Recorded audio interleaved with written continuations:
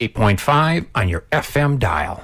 The opinions presented on the Healthy Steps show are the evidence-based opinions of Dr. Fred Harvey, the callers, and his guests. These are not the opinions of the staff, the volunteers, or the board of WMNF. The information provided on the show is not intended to diagnose or treat any disease. There is no implied patient-physician relationship in these calls. The nature of the calls is educational and informational only. Good morning to you. Yes, you, my dear listener, and welcome to The Dance here at the Healthy Steps radio show at WMNF Tampa, the only station that Charlie Gordon and Algernon would ever stream, and you can stream us all hours of the day and night at WMNF.org. There is nothing that I enjoy doing more than AMA Monday, the Ask Me Anything element of the Healthy Steps radio show. And saints be praised, today is Ask Me Anything Monday. So like me, I'm certain that you are all aglow with that excitation. You just have to give us a call and share your medical questions or concerns. Punch those 10 little buttons, 813-239-9663. It's worth the call just to say good morning to Irene, the talisman of WMNF. She's in the control room answering the phones today. That number again is 813-239-9663. Or, for you shy ones out there, you can send an email to dj@wmnf.org or text us at 813-433-0885. Good morning to you, Dr. Harvey. AMA Monday is always a great day, and unlike any other day of the week, I am positively giddy about the possibilities of this show when your listeners fully participate by calling and emailing. Well, let's find out. Crank this show on up. What have you got for us today, Dr. Fred? Well, good morning and happy Monday, all you healthy steppers. Thank you for that intro, Bill. My pleasure, and welcome to the show, your show. Thank you. It is a beautiful morning in sunny Southern California, 48 degrees, and I am broadcasting live from my hotel room. It's been a wonderful weekend of sharing the love. Again, I have a beautiful experience with the Motivating the Masses team. Lisa Nichols is bringing together people to help uplift others. She's training people to really learn how to share love authentically and really bring people together across the race divide. And it is just an honor to spend time with this beautiful family of go-givers who just are here to share.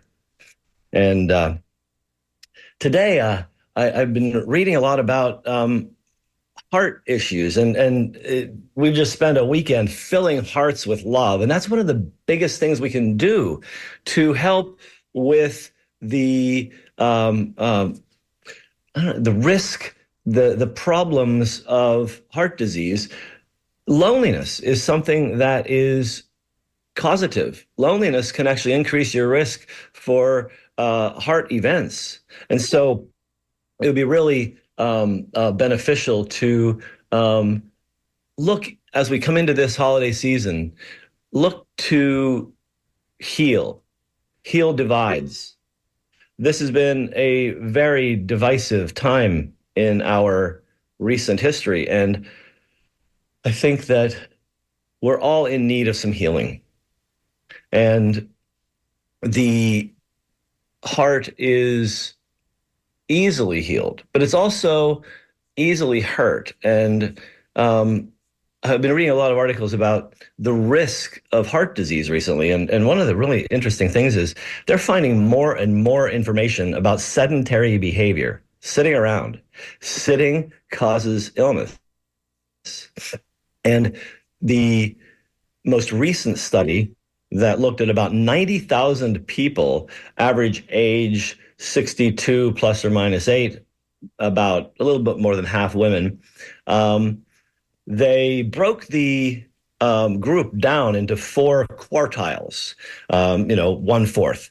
And in the lower sedentary time groups, quartiles 1, 2, and 3, there was not much going on. But once you hit 10.6 hours average sedentary sitting time, greater than 10.6 hours per day, was associated with much greater risks of heart failure, all cardiovascular mortality, so heart attacks and strokes and heart failure, all went up drastically at 10.6 hours. And yesterday in the conference, I believe that there was a lot of sitting. I tend to stand in the back of the room because I don't like to sit a lot. And there were very few people that joined me. Most people stay in chairs, and it was a good 9-hour day. And so there's risk being conferred there. And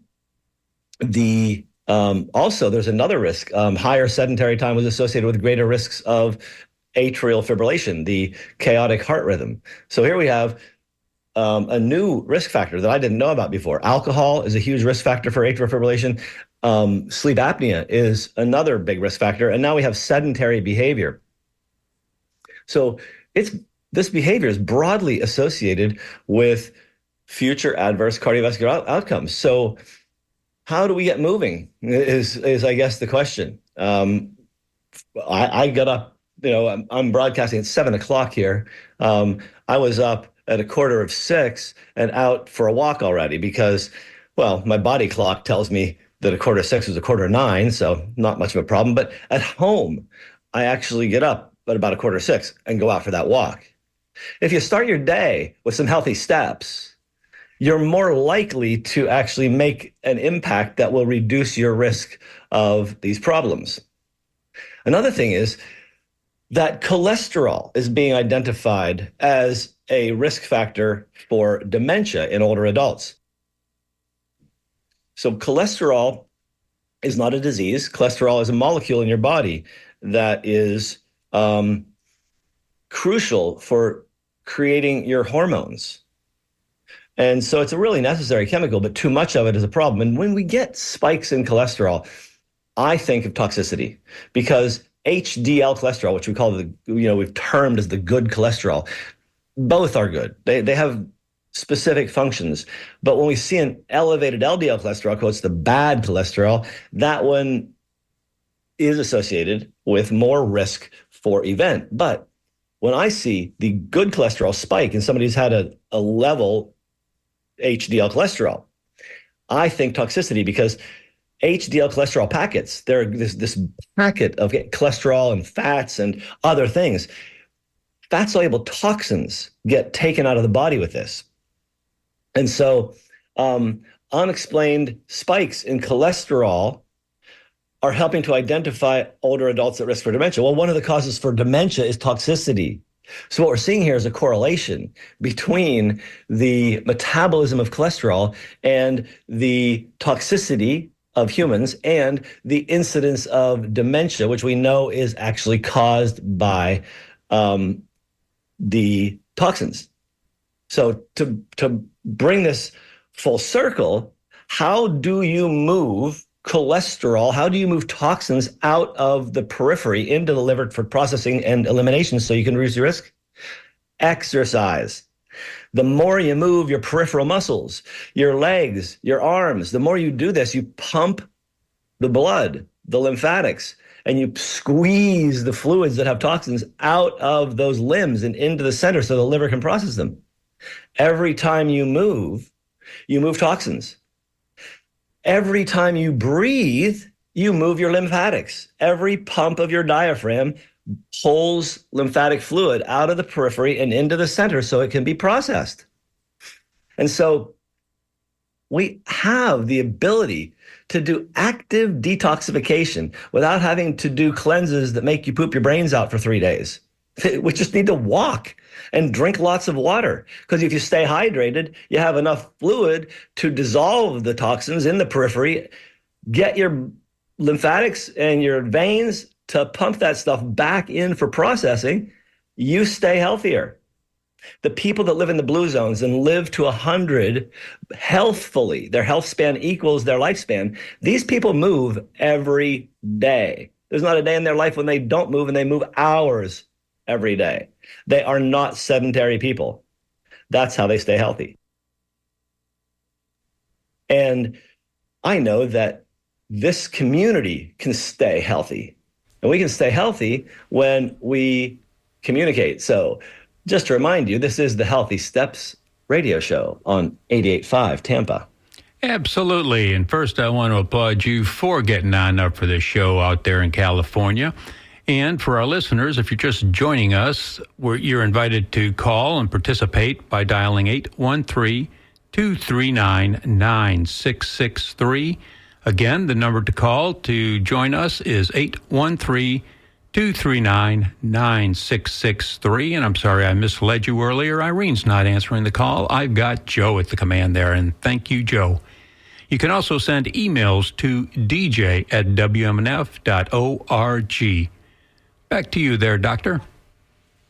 Thank you. And these changes that happen, they all can be reversed. The more you work at it, the more you can actually rebuild your health. We can rejuvenate the body with exercise. You can turn back the clock. But if you're over 60, you need to work it a bit harder, because after 60, we begin to shut down certain systems. We begin to lose some of the metabolism that keeps us rebuilding. The body's actually going into what's called senescence, old age. But we can prevent the rapid decline by doing things that you would do in your 20s. Not maybe to the intensity, but with the consistency. Movement every day.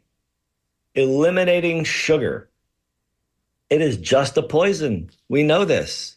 When America was founded, there has been some research done that suggested that we consumed 4.5 pounds of sugar per human in America at that time. And the average, the last I saw, a 2010 study, was 145 pounds per person per year. Well, I know that I don't eat a half pound of sugar a day. But I do know that there are people out there drinking 2-liter soda bottles and consuming one of those a day.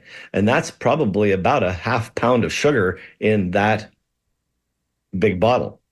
So have that plus your donut and your crunchy cereal that's sugar coated and colorful and fruit flavored. Have some jelly on your toast. And then remember to eat only brown and tan things all day long, and you'll definitely work on adding more sugar, because they add sugar to the bread. And milk, actually, if you didn't realize it, has sugar in it. It's a very sweet product. Lactose is quite present and is a real sugar. And so there's so many places that we actually can change little behaviors that will help us get rid of some of these toxic effects on our body. But the healthy steps is it. Walking every day keeps things moving in the right direction. I think we have a phone call. Indeed we do. We've got Gary. Haven't heard from him in a while. Good morning to you there, Gary. Well, good morning, you guys. You're right. Hi there. I didn't call in a while, but I listen every Monday. Thank you. What? I take statins every day. I guess it will help my cholesterol. What is it you take every day? I take a statin. A statin. Yeah. Yeah, statin medications definitely lower cholesterol. That's one of their purposes. The other one is to reduce inflammation. And so they do help with that problem. And so if your doctor has prescribed a statin, it's because they believe your cholesterol needed to be lower or your inflammation needed to be lower, or both. And the evidence is out there that, in general, statins are safe medications. People do have adverse consequences with them, as everyone has with every medication. There's a possibility of that. But the reversible nature of the statin issues is just that when you stop the medication, that will revert to normal. My suspicion is that the people that have problems with statins are actually toxic. And you need to address the toxicity to reduce the problems of adverse effects from statins. Well, when I was a teenager, I fell off a building, and so I'm on a blood thinner now, and a Yes. statin to watch my, I'm 70 years old now, and I've been on a statin for a couple of years now. But I think between the blood thinner and the statin, I have to control myself. And, of course, very important, every day I go exercise on a recumbent bike. And Wonderful. I know you mentioned how important that is, too. So we have to keep the body moving. That is so true. And you always mention that you're always trying to find another way to keep moving. I really like that, Gary. You're on to your health. Thank you very much. Thank you, too. And thank you very much there, Gary. And I'm going to jump on in here one more time to remind folks that you are listening to the Healthy Steps radio show here at WMNF Tampa. And you can participate by calling 813-239-9663. Again, the number 813-239-9663. And continue to send your emails to dj@wmnf.org. Your turn again, Doctor. So Gary made a good point there. He's on a blood thinner, and I know he has some neurologic issues. And I'm thinking that he may have mentioned a stroke in the past. That's part of the issue with blood thinners. But what's interesting is there are some recent studies, like as late as 2018, looking at aspirin. And many people have been told to take a small aspirin, an 81 milligram aspirin a day. But in 2018, a study showed that taking the aspirin every day actually really didn't help. The study was called Effective Aspirin on Disability-Free Survival in the Healthy Elderly. And the conclusions were that the aspirin use in healthy elderly persons did not prolong disability-free survival over a period of 5 years that they watched these people, but it led to a higher rate of major hemorrhage than placebo. And so the effect of aspirin is difficult to reverse. It has to actually leave the body because it inhibits an enzyme system that prevents the platelet stickiness. And so it just has to metabolize away. But the blood thinners that are used currently that Gary was referring to, the more modern ones, actually have less risk of the brain bleeding that would normally occur in people with aspirin. And so they have refined the type of blood thinner. And so these are much safer, and they're actually more effective than aspirin at reducing the risk of having a heart attack or a stroke. So I think we have some emails here to talk about since no callers are on yet. And here we have, this is an important one. The recent news about E. coli outbreaks. And so there are many reasons for having E. coli show up in the organic foods, because these are organic carrots. The last time this occurred, Eden, that I recall, a big story about it. Eden Farms in California is a big organic spinach provider. They do the baby spinach leaves, and there was a huge outbreak of E. coli from their spinach. Well, they didn't have any E. coli on their farm. What turned out was it was a dairy farm that was next door. And it was, a standard concentrated animal farm organization where they put too many head together and spread the antibiotics around to disrupt the microbiome of the cows. Well, apparently the manure was sitting in large piles like they tend to do on dairy farms, and it dried. And wind blew the dried manure across the acreage and onto the drying tables where they were drying the freshly triple washed spinach. And so it was actually traced. The FDA or the CDC did a great job of tracing it back to the dairy farm next door. And that's probably what's happening with the carrots. Um, so there's going to be no E. coli inside the carrot. Baby carrots are not baby carrots. They are misshapen, malformed, and otherwise not pretty carrots that have been put in a hopper and cut down and spun around and kind of shaved down to those little, quotes, baby carrot sizes. So they're super processed. And so anytime you do that, you're going to risk more contamination. But this was also on the whole carrots, from what I understand. And so that means they were washed with E. coli water. Don't eat raw carrots. Wash them first. I mean, don't eat raw carrot out of the bag. That's the key here. Don't just grab those bunny love things that are the baby carrots and spread them on your tray for chowing down some hummus. Wash them. And I don't even think you really need to wash them in bleach. You probably put a cap full of peroxide into it if you want to. But really, the key is wash away the E. coli. That's all you need to do, really, because it's not going to, the E. coli doesn't like carrots. It's not going to invade the carrot. It's eating the sugar on the outside of the carrot. So if you just wash them away, you should be able to get rid of it.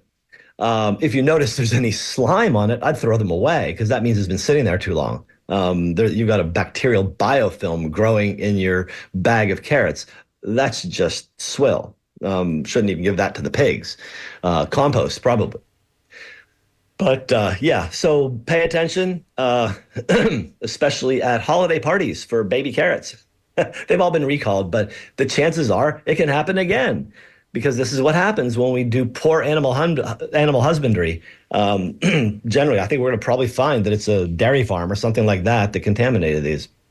We have a caller. Indeed, we do. I've got Ann from St. Pete on the line. Good morning, Ann. Well, good morning. Hi. Hi, Dr. Harvey. I would like to ask a further question in regards to the lymphatics and cleaning toxins out. Sure. Beyond diet and exercise, do you see any benefit to splurging for a lymphatic massage? Actually, they are very, very soothing massages, super gentle. And if you have there's no reason not to get one, but if you have no edema, no puffiness, you may not really need one because better than lymphatic massage for actually moving toxins out of your peripheral lymphatics is walking. Okay, that's a good easy one too. I prefer that. So I just didn't know if it was worth going any further with that. Well, good. That was a short, quick question for you, but I would like to ask you another one if I can. I know you've referenced a lot of times to wash your produce, but where is a good place to find out what's the best procedure? You know, the carrots you were just saying, use a capful of hydrogen peroxide with some water, but, is there anywhere that we can get further information on what's the best for, what type of produce? Well, actually, I think the best thing really is water. I tend not to do anything more for my produce than wash it with water. Okay. When I'm buying local and I'm getting it from a local farmer that I know the farmer, getting it from Worden Farms in Punta Gorda that comes up to the Sarasota Farmers Market, I trust these people. They have consistent practices. I know people that work on the farms and speaking with the farmer regularly to talk about practices. So if you can buy local, support your local farmers because that's what we need to do is grow a local agriculture and stop doing this global agriculture. That's one of the problems. We're spreading E. coli around the planet doing this kind of stuff. But if you're eating local, if you're growing it in your yard, it's suggested that you don't even bother doing more than just a quick rinse because you actually want to ingest some of your soil microbiome. But you don't want to do it if it's coming from one of those pesticide, herbicide, monoculture, horrid farms that we need to end. Excellent. Okay, that's great. I love hearing it. Well, thank you. Appreciate it. So welcome. Have a great day. All righty, you too. Thank you. Thanks. So here's one from Nina. My cholesterol numbers currently are HDL 53, LDL 146, triglycerides 49, and total 208.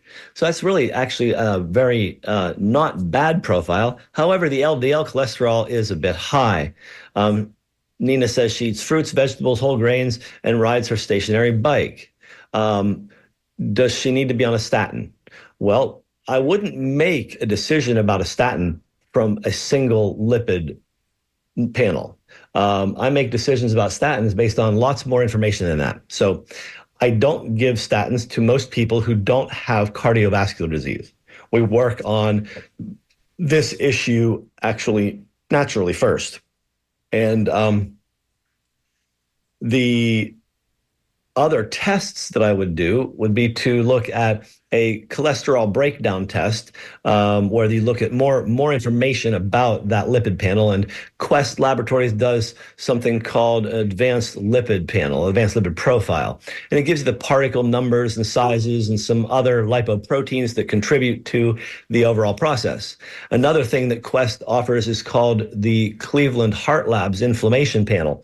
And that looks at specifically the biochemical evolution of cardiovascular disease. It looks at the different markers from different stages of the plaque on the inside of the arteries. So you have markers for plaque promotion. Those would be rancid fats called F2 isoprostanes, and another rancid fat is called oxidized LDL. So Nina has an LDL of 146, but it may not be a terrible problem if it's not oxidized. So the Cleveland Heart Labs will tell me what percent of the LDL in the body is actually oxidized LDL. That means it's rancid cholesterol. Rancid cholesterol is like soap, and it really irritates the blood vessel linings, and it attracts white blood cells.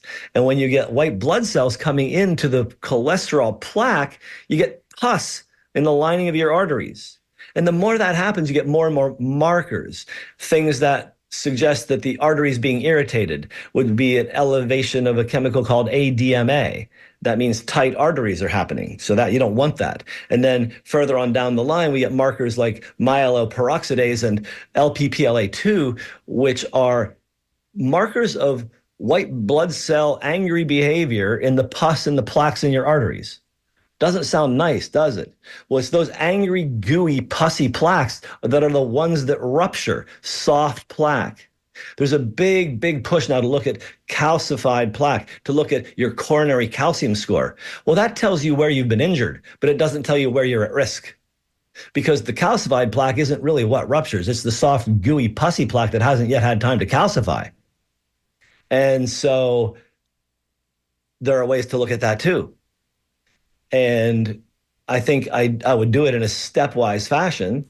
And the final tool would not be a coronary calcium score, but a new test called the Clearly, Cleerly. There's another company that does it too, but Clearly is the one I'm familiar with. Clearly AI. It uses AI to analyze the data, and it gives you a plaque analysis and shows the soft and the hard plaque and gives you a risk ratio for what do you need to do next.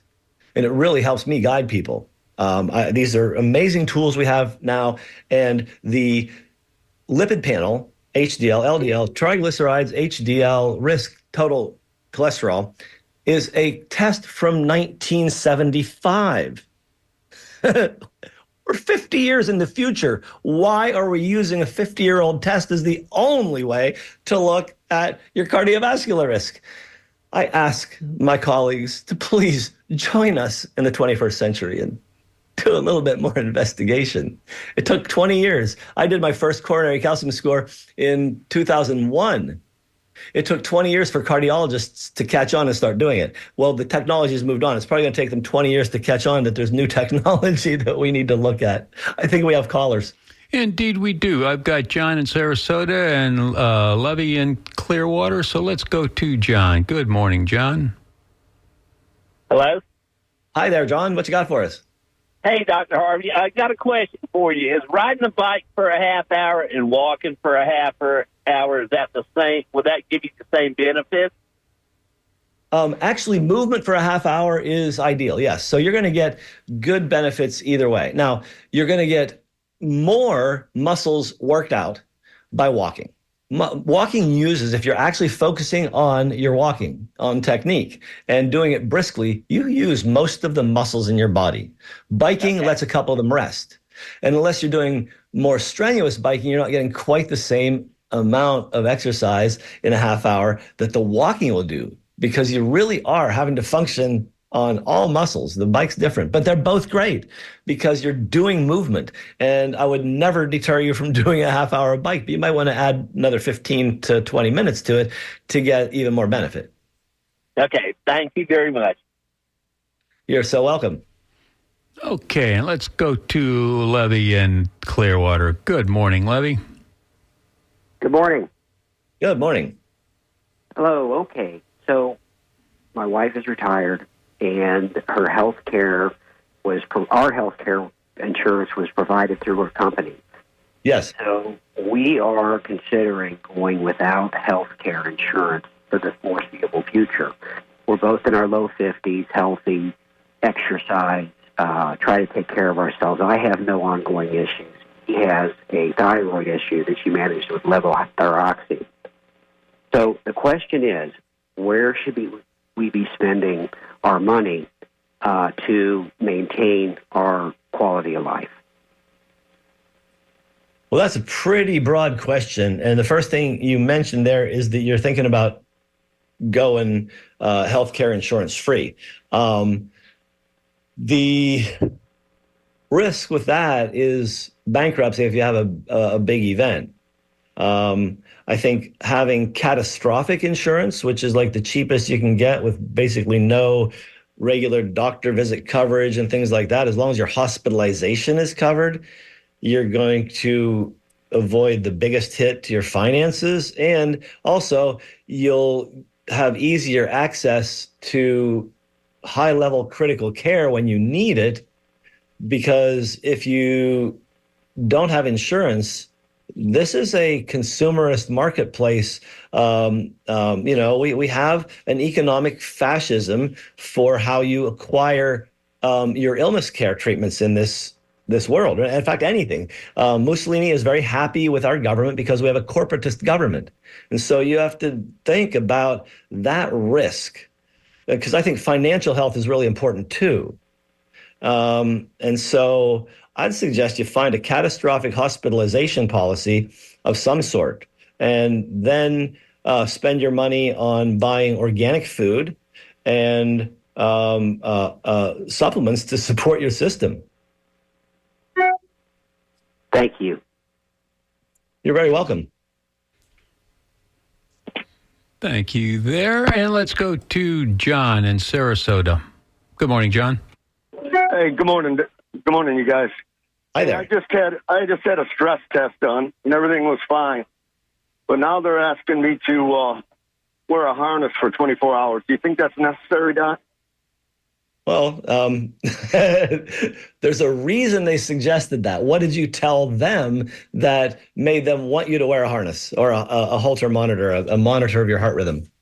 Well, I had pain in my chest, but I thought it was muscle, and I'm pretty sure that's what it was. And then I took the stress test, and they said everything is perfectly fine.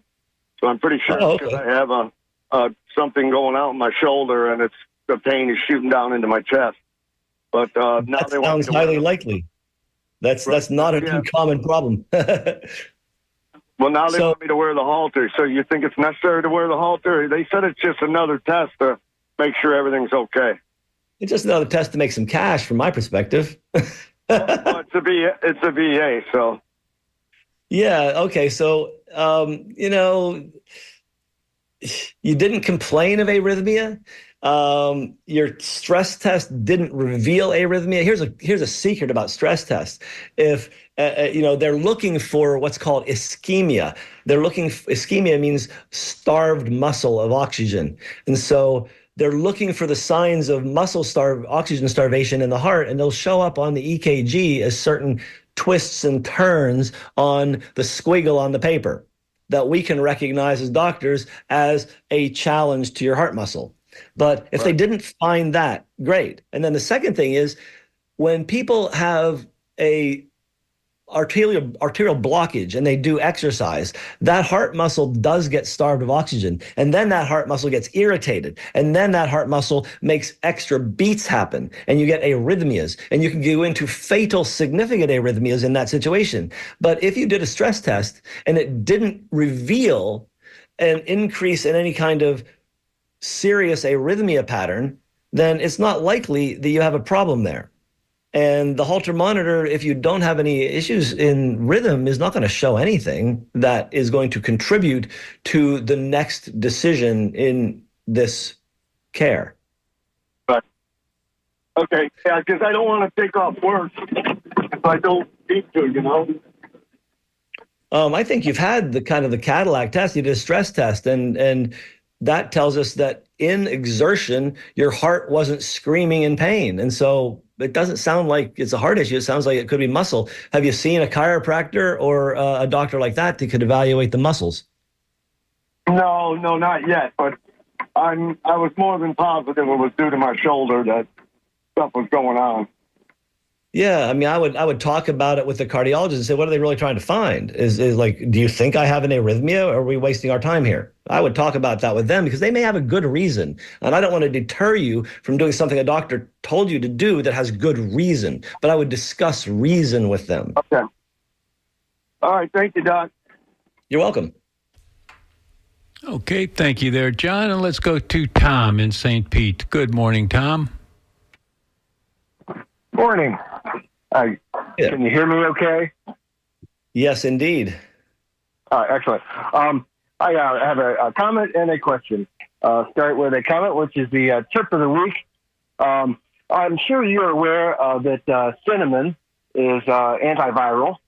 And the medicine men actually on one of the shows here said a couple of decades ago that they boil cinnamon at their gatherings to I guess help people keep from avoiding viruses. But did you know you can put cinnamon sticks in one of those steam wrinkle the steamers that take the wrinkles out of your clothes? And that sounds great. It smells wonderful. You can actually steam your clothes with it, get a little cinnamon flavor in your clothes. And did you know that cinnamon is an insecticide? It's a insect repellent. It's got the eugenol in it. So after you use the cinnamon stick a few times, by the way, after you do that in the steamer a few times, it'll start making a froth.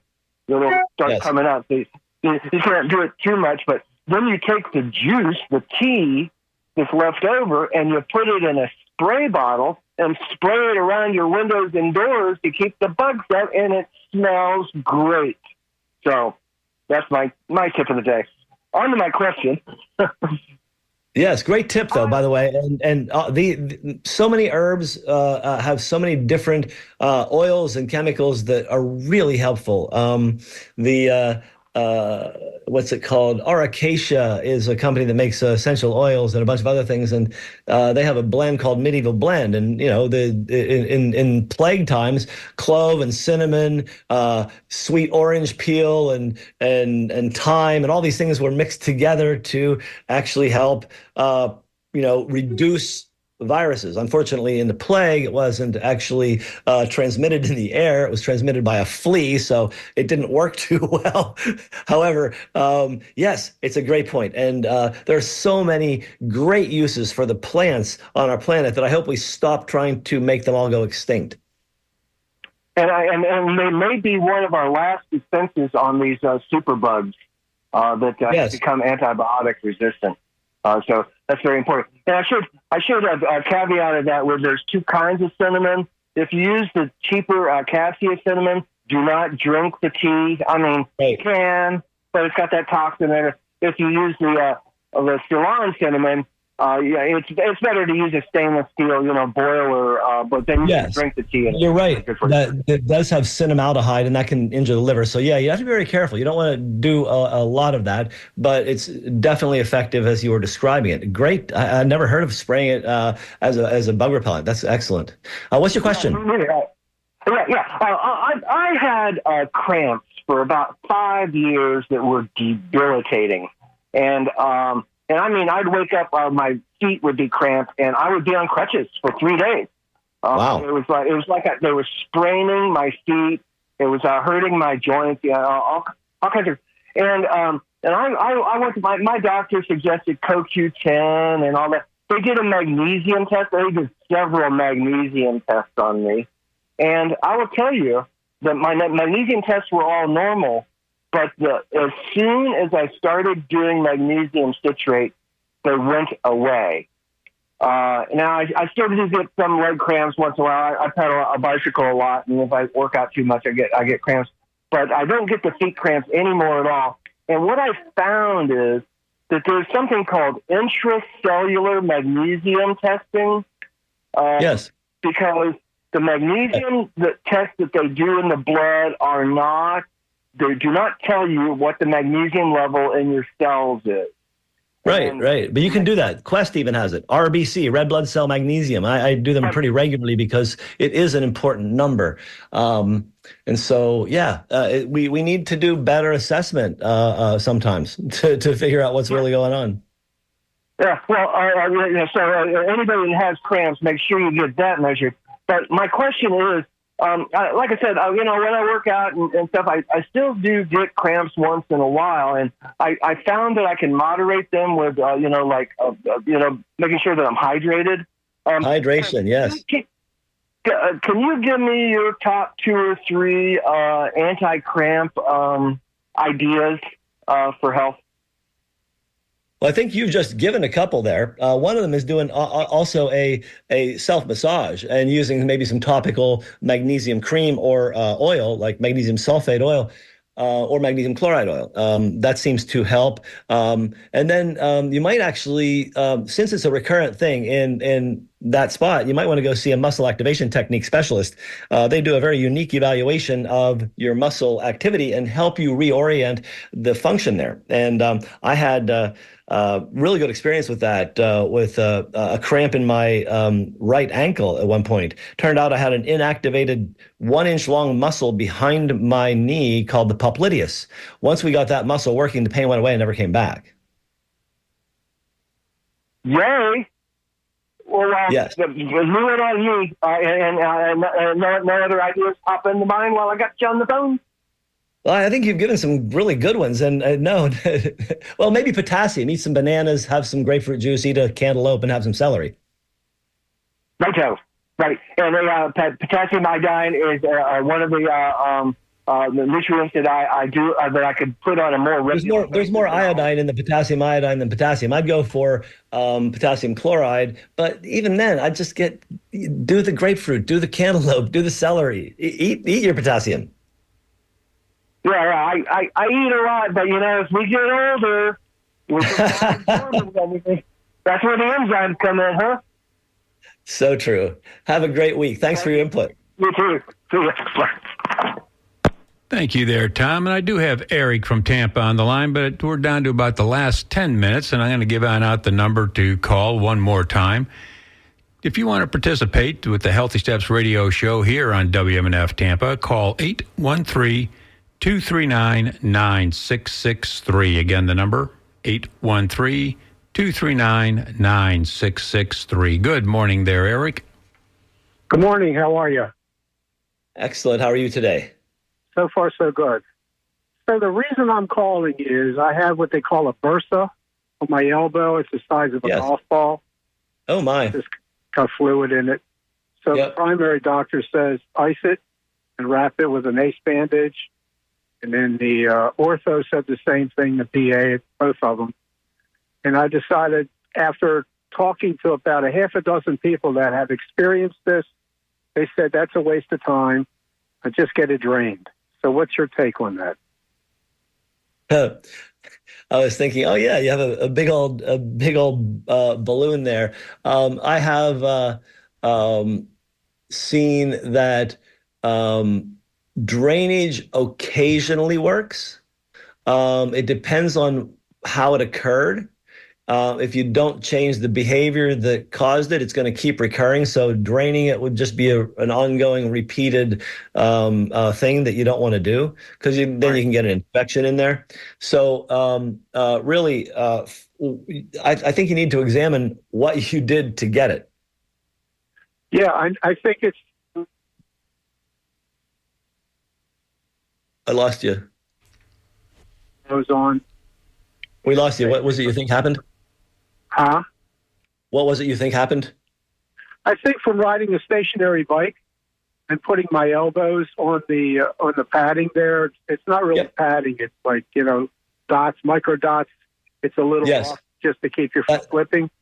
That's exactly what it is. You were actually, because your bursa is actually a flattened balloon, and it's meant to make your skin easily flow around a joint that bends radically, like the elbow. And so the bursa slides on itself.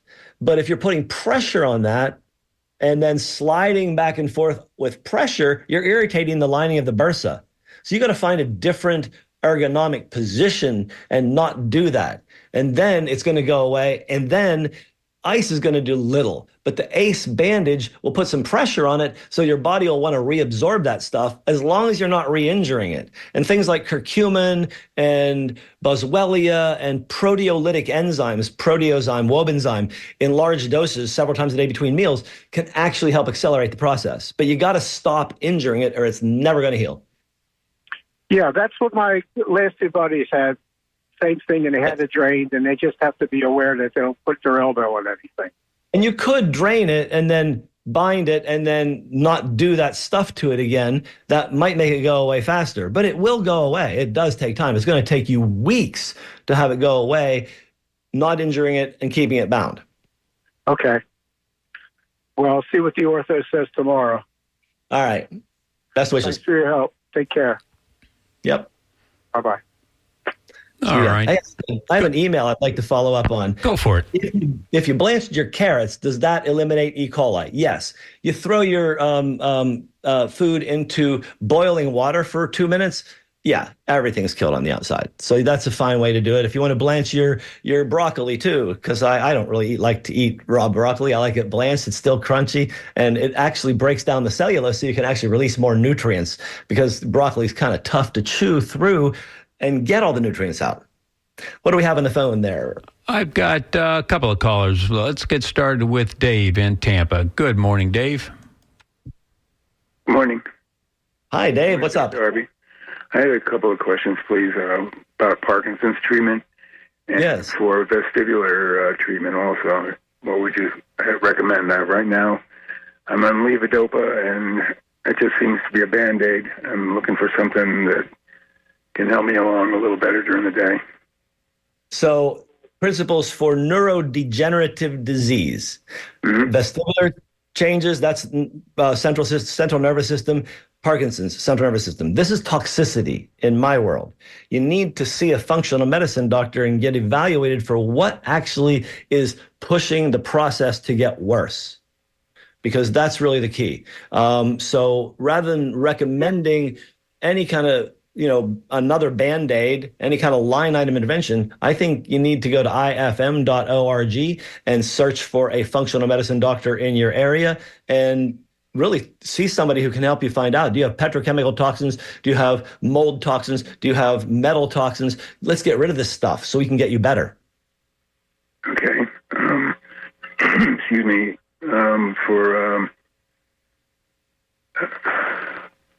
Well, that's really the first step. I think that'll really make a big difference. I think that's the key, yeah.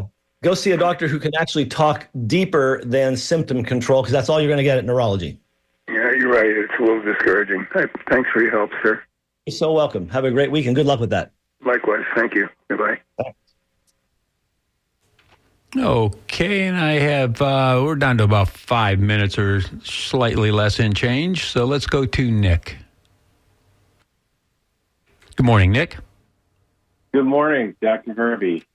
Really appreciate your show. But I had a question about detecting, visceral fat. How do you know whether you're carrying extra visceral fat versus just regular subcutaneous fat, and how to eliminate it? I've been kind of carrying, ever since COVID, I've been kind of carrying let's just call it an extra 15 pounds, 15. I'm 6'2", and, so an extra 15 pounds doesn't look terrible on me, but it's been stubborn, and I'm very active. I play about 2 to 3 hours of tennis about 5 times a week, plus go to the gym. I eat a plant-based diet. And I've experimented with, different things, eliminating all the white foods and stuff like that. I think my one bane is I drink a lot of beer on the weekends. Yes. Right there, you said it. That's the one. So how much grain are you eating? And that's the one. So grain. Yeah, if you get rid of that 5 pounds, you get rid of the alcohol. Really? So would you suggest so just get rid of drinking completely? So how many? Well, alcohol is a poison. Alcohol is a toxin. The more we read about it, the more we hear about it, the more cancer, the more heart attacks, the more everything. I'm not sure we should be using this stuff, even though it tastes sort of good sometimes and feels good for a little bit. But how many beers do you drink on the weekend? How many do you drink a week? It's a lot less than it used to be, but it's probably about 6 to 8 drinks a week, something like that. Okay, so that's averaging, one a day, not too bad, but it's still an extra 150 to 200 calories of unneeded calories. And that may just do it for you. I mean, think about it. 7 days of 200 calories, that's 1,400 calories, is a half pound a week. Interesting. Okay. Wow, I didn't think it'd be that simple. I mean, I've tried that before. I've eliminated alcohol for a month at a time, a couple months, 4.5, 5 months at a time, and I still kind of seem to have some stubborn. But you know what? If I really took photos of those times and documented the results, maybe I'd be surprised. It was probably and the other way you find out, you go and get a good quality body composition done. Measure your resistometry and find out what your body comp is. You can also do it on a DEXA scan. Some physiatrists and stuff have used a DEXA scan to do your body comp. I don't know that I want dual photon X-rays coming through my body. I think the body comp using the thing that they do at the gym where you hold your hands on the metal thing and you put your feet on the metal plate, that gives you a really good assessment. You can see what your white and brown fat is, what your muscle composition is, what your body water is, hydration levels, all kinds of good stuff. Yeah. Okay. Yeah, last time I did that, just the handheld thing that isn't very accurate. It was like 26. Actually, I did do a DEXA scan once at the gym. My old gym used to offer it, Harbor Island Athletic Club in Tampa, but I'm not a member there anymore. But so anyway, that's what you need to do. You need a good assessment, and then go to a health coach and get reassessed. Somebody's going to keep you going on that process. So you know what's going on over the next 3 months, and I bet you'll see it change completely. Great advice. Thanks for the advice, Dr. Harvey. You are so welcome, and have a great week, and good luck with that 15-pound weight loss by New Year's. You don't even need a New Year's resolution. So, hey, everybody, thank you so much for all your participation today. I really appreciate everyone who takes the time to email in or call in. Sorry I didn't get to the rest of your emails, but we're down to the wire. And, this has been very nice. Thank you again. Thank you, Bill, for producing. Is it Joe on the phones? Joe is on the phone today, yes. Very good. Thank you all. All right, well, thank you, Doc, and thank you for doing your, I guess I'll call it continuing education out there in California. And until next Monday, I want everyone, our listeners or participants, to stay healthy. You have been listening to the Healthy Steps radio show with Dr. Fred Harvey here on WMNF Tampa. Coming on up next is 5 minutes of NPR News, followed by the Sustainable Living Show, hosted by the ACE team of Annie Ellis and Tanya Vidovic. Until next Monday at 10 a.m., thank you for supporting and listening to the Healthy Steps Radio Show with Dr. Fred Harvey here on WMNF Tampa, your community-conscious radio station. Stay safe, stay thoughtful, and know that you are loved.